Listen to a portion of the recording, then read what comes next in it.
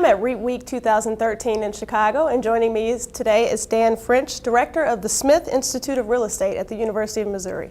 Which particular fields of the real estate industry are your students most interested in studying as a possible career path, and what are some of the common misperceptions they have about the industry? I think that probably the most common goal of our students is to get into the commercial real estate industry, and they usually start out in property management.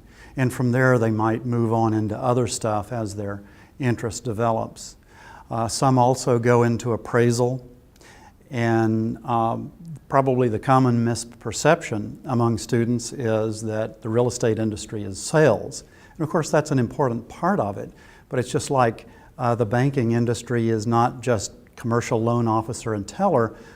There are many things involved in the industry, many career paths that students can take, and as they begin to explore that, they realize that and that there's a whole range of opportunities available for them.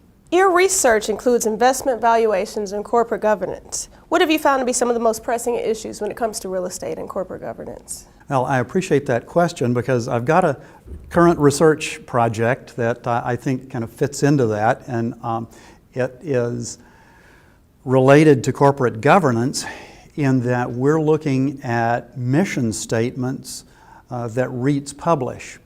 And so you can see how mission statements might be related to corporate governance. That is, a company that has a strong corporate governance would probably issue a mission statement and make it more transparent about what their mission is.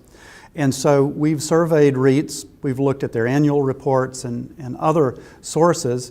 We've identified about 1/3 of the REITs have mission statements. And then we've used a textual analysis program to analyze those from weak to strong statements. And we do quite a bit of analysis on it, but just one thing in the results is that we look at the relationship between strong mission statement and leverage. And you might expect that a company with a strong mission statement would be trusted more by potential lenders.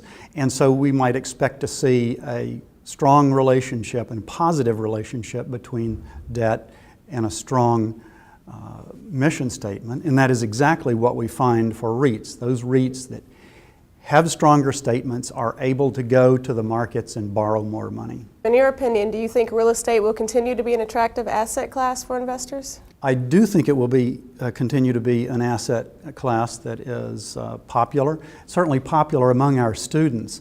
Our Smith Institute of Real Estate Forum we held just last month. We had Kenneth Langone, the founder of Home Depot, as our guest speaker. We had over 400 students and 165 professionals attending.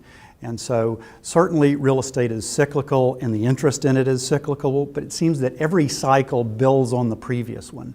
And I see that continuing on for the intermediate future. Thanks again for joining us, Dan. Thank you, Chris. I'm Carissa Chappelle for REIT.com.